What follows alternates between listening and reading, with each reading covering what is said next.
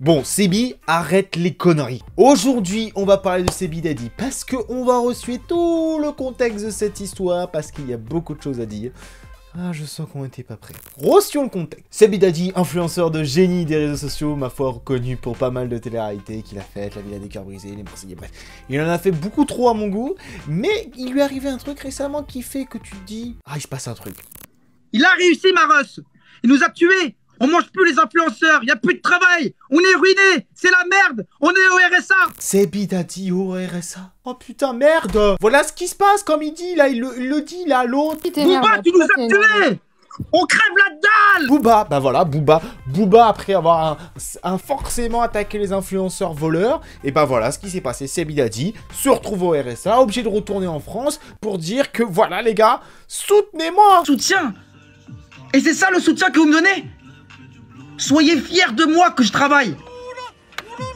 Oui, parce que oui, effectivement, il dit non mais donnez-moi des likes, parce qu'arrivé à 50 000 likes, je vous donne là une véritable raison. Ouais. Donc, déjà, à 50 000 j'aime, je vous le dis. Ouais, alors on va commencer à se détendre quand même l'espace de 2 minutes. Non, parce qu'après, 5 minutes après, tu me dis quoi? J'appelle Pôle emploi vers 18h, 17h. Je vais les appeler en live. Je vais dire voilà, je suis Sebi Daddy, je suis influenceur, je cherche du travail, mettez-moi bien. Si vous pouvez me trouver du placement de produit, on s'arrange sur les commissions aussi. Je vais appeler le Pôle emploi pour demander... Alors déjà, appeler le Pôle emploi à 17h, déjà il n'y a plus personne, déjà on va demander. Mais c'est un Pôle emploi pour dire, c'est trouvez-moi des placements de produits. Non mais t'as cru que tous les mecs influenceurs se disent, excusez-moi le Pôle emploi, trouvez-moi des placements de produits un peu douteux, je sais pas, faites un... Vous voulez que je fasse des placements de produits pour vous, pour des emplois dans n'importe quel métier? Ah oui, bien sûr, abonnez-vous, Joran. Ouais, à la limite, ce serait ça qui nous ferait quand même. Hein, parce que franchement, demander au Pôle emploi et en plus de dire... Si vous pouvez me trouver du placement de produit, on s'arrange sur les commissions aussi. Je sais pas, je vais essayer de me démerder la famille. Évidemment, le Pôle emploi, vous avez chopé un pourcentage dessus, attendez. Le bon filon. C'est pas comme si vous étiez un truc de l'État et que vous avez déjà des... Hein, non, faut gratter des pourcentages sur les placements de produits, c'est sûr. Non, mais il y a... Continuons parce que je sens que c'est encore plus drôle après. Quand on voit que la guerre de Booba face aux influenceurs ou influ-voleurs comme il les prénomme, des influenceurs notamment beaucoup de TRT qui ont fait pas beaucoup de placements de produits on va dire corrects et qui malheureusement avec le temps bah ça ne marche plus. Alors c'est sûr que quand on compare une interview d'il y a 3 ans où Sebi Daddy disait qu'il faisait placement de produits à peu près par jour. Alors j'ai entre 25 et 35 posts pour le mois de décembre. Oui, entre 25 et 30 placements de produits par mois, donc quasiment plus d'un par jour, entre 1000 et 1500 € le poste. J'espère un jour passer à 45 posts. Ah, il espère passer à plus, pas tant. Bah du coup, il a pas réussi. Bah désolé Seb, t'as pas réussi à passer au-dessus. Hein. C'est vrai, quand t'es en manque d'argent et que tu fais absolument que des placements de produits toute la journée, bah ça marche pas forcément tout le temps. Alors forcément, Sebi Daddy, voilà, depuis qu'il a envie qu'on parle de lui, parce qu'il a montré qu'il allait au RSA, il allait appeler le Pôle emploi, il a essayé même d'appeler des copains à lui. Des millions d'euros, tu mens encore aux gens, t'es encore en train de mentir aux gens, tu dis je suis au RSA, Booba il a niqué notre carrière, c'est pas vrai, t'as des millions d'euros cachés. Ilan, t'aurais pas pu appeler mieux que Ilan. Genre le mec avait pas mal de procès, qui avait fait 2-3 petites dingueries et qui est en train de t'expliquer que... Non, tu le sais très bien, t'as des millions d'euros, tu le sais très bien, tu dis je suis au RSA, alors que t'as des millions d'euros, je le sais, t'as tout coffré à l'époque, tu faisais ça. T'es en train de mytho. Ah bah d'accord, bah il est en train de mytho, bah pourquoi pas. Après tout, c'est pas comme si vous nous preniez pour des cons les gars. Mais après tu sais, il est en train de dire... Courage. J'ai le courage et vous devez me féliciter. Ah oui, on va te soutenir. T'es au RSA. Comme beaucoup de Français, j'ai envie de te dire. C'est juste qu'il y en a d'autres qui sont sortis les doigts du cul avant toi, c'est tout. Mais bon, vous comprenez, Ilan, il est là pour nous montrer la vérité. Surtout quand je vois ça...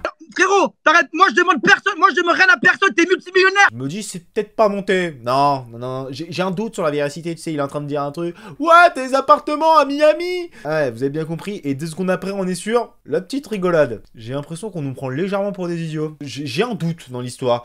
Mais bon, entre ça, les appartements à Miami, les millionnaires, etc., il y aurait des millions cachés quelque part. Un autre concurrent d'essayer de venir. D'argent dans le passé, c'est vrai. J'ai fait des petites sommes. Vivian, merde. Oh là, bah, au bout d'un moment aussi, ça fait longtemps qu'on l'avait pas vu celui-là, Vivian. Qu'est-ce qu'il devient? Et qu'est-ce qu'il nous raconte, Vivian? Mais dire que tu Moi, touches le RSA alors que tu es millionnaire, Moi, tu peux pas faire ça. Parce que c'est, il y a des gens qui touchent vraiment le RSA, tu comprends? Alors, c'est pas idiot ce qu'il vient de dire en plus. Il y a vraiment, oui, des gens qui sont à RSA, bah oui, écoute, tu comprends. Ah ouais, c'est sûr que quand t'apprends qu'au final Sebi Daddy est dans un appartement parisien, c'est vrai qu'il galère, hein, c'est sûr. Oh là là, c'est pour ça qu'il manque des likes, comme il dirait. Mais non, on ne quémande pas, me donnez rien. Je vous gratte. Ouais, c'est la hesse. Ouais, j'ai plus d'oseille. Ouais, c'est la merde. Ouais, je suis au RSA. Mais je vais jamais vous demander un seul centime. Hey, moi j'ai des doutes sur la véracité des propos. Parlons pas tout ça parce que franchement, plus la vidéo avançait, plus je me suis dit, bon, il y a des trucs, au bout d'un moment ou un autre, faut arrêter les conneries, il se passe ci, il se passe ça. Bon, bref, à un moment ou un autre, on va forcément voir des vidéos de Seb en train de travailler. Forcément. Un branlé qui est en train de tourner en rond depuis tout à l'heure. Les gars, vous allez surveiller, vous allez pas le lâcher. Hein. Ouais. Ok? Ouais, d'accord. Alors, tu fais quoi là? Qu'est-ce qu'il y a? Seb à la plonge. Il est en train de faire de la plonge, enfin il est en train de laver les assiettes, il est en train de faire un vrai métier, attends, en fait, peut-être que c'est vrai tout ça. Bon, apparemment il en branle pas une, parce que le mec est au point de lui dire, non mais gars, t'es en train de rien foutre, etc. Non mais c'est compréhensible, sauf que j'ai vu une autre vidéo. Alors, il y a plusieurs trucs qui m'ont un petit peu surpris. Déjà, le mec fait la plonge avec une Rolex. Non, mais c'est une grosse Rolex, frérot. C'est une Rolex. T'es sûr de RSA, toi? Je suis RSA, frérot. Les gars, on fait la plonge, mais avec classe. Et attendez. Non, je suis pas jaloux, moi j'ai pas de Rolex, écoutez, de toute façon c'est surcoté. Mais il y a un détail qui m'a échappé et je me suis dit, vas-y, je sens que le mec qui est là... Parce qu'au moment d'une vidéo, tu sais, il y a un petit moment où il y a quelqu'un d'autre qui apparaît et tu te dis, en fait c'est celui qui est censé l'engueuler. Alors déjà, le mec, juste avant de vous montrer le visage, le mec arrive, il le filme, il fait « Oh, t'es en train de rien faire, etc. » Et met ça sur les réseaux sociaux. Tu te dis, c'est bizarre, c'est un petit peu monté ce truc-là. Et derrière, on voit ce visage-là. Sur ton téléphone. T'es sur ton téléphone, mon ref. Je suis sur TikTok, frérot. Et la montre. Bizarre, il me dit quelque chose celui-là. Il n'y a pas eu une histoire à l'époque de Chauve, si, comme ça, J-O-L-V-E. Oh, bah il est connu. Bizarre. Un pote à Sebi Dadi qui est aussi à Dubaï. Bizarre. J'ai l'impression qu'on nous prend clairement pour des cons dans cette histoire-là, quand même, hein, jusqu'au bout. Hein. Écoutez, souvenez-vous ce qu'il a dit. Soyez fiers de moi que je travaille. Soyez fiers. Au moins, moi, je vais travailler. Au moins, moi, je vais me réveiller le matin pour aller bosser. Et ça, c'est une fierté. Faut être fier de lui, c'est une fierté de travailler. Ouais, bah vu les vidéos que tu nous montres, c'est vrai que t'as l'air très motivé pour travailler, hein. Ça fait peur, hein. Ouais, et c'est là où tu dis, il faut le soutenir, hein. Ouais, franchement, à ce niveau-là, je préférais qu'un d'autre bosse à ta place, hein. Quitte pour avoir un salaire de merde, au moins qu'ils soient motivés la personne. Parce que franchement, là, ça me donne envie de détendu. Mais bon, on va passer à l'analyse construite, et on va voir ce qui va se passer par la suite. Bref, qu'est-ce qui se passe, bordel de merde. Alors oui, franchement, fallait le dire au bout d'un moment, parce que d'habitude, quand j'analyse ce genre de contenu-là, j'essaie de trouver quand même des points positifs à tout ça, c'est de comprendre la démarche, etc. Alors oui, le seul point positif à toute cette vidéo, c'est ce que Vivien a dit, c'est que il comprend pas ce que c'est réellement d'être au RSA, d'être au Pôle emploi, d'avoir du mal à trouver un emploi tout simplement.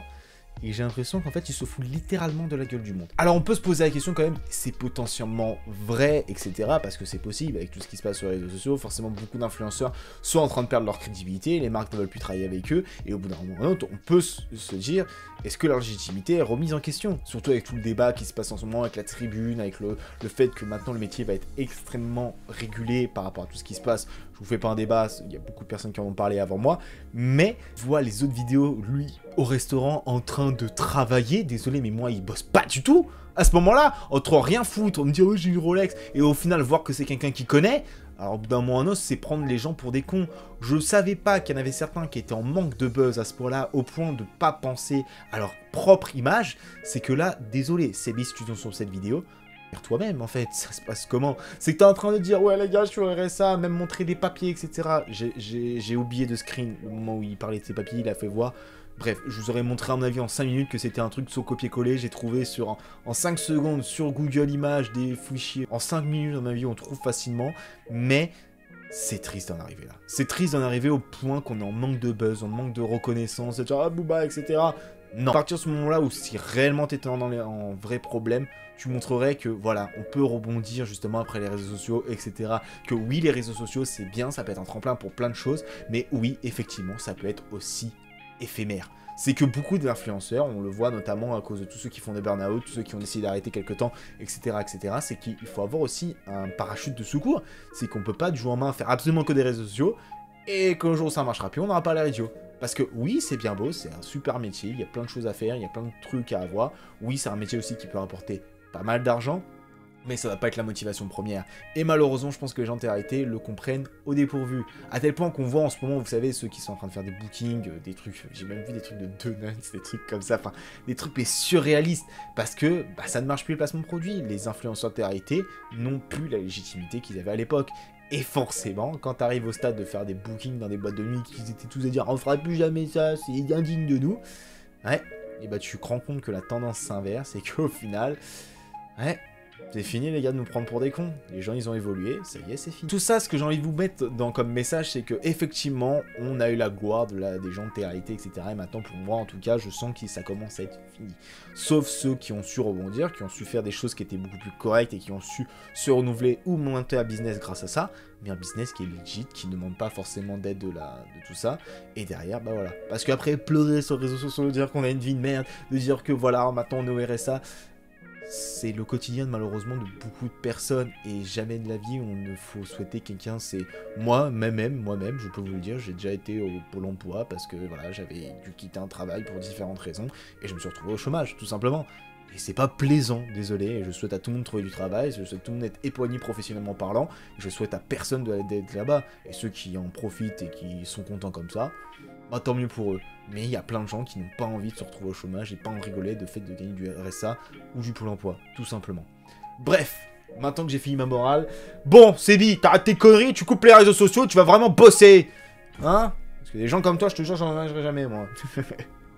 Bref les gens, en tout cas, j'espère que cette petite vidéo vous aura plu. Comme d'habitude, vous connaissez la chanson, on se donne rendez-vous pour une prochaine vidéo. C'est tout le monde.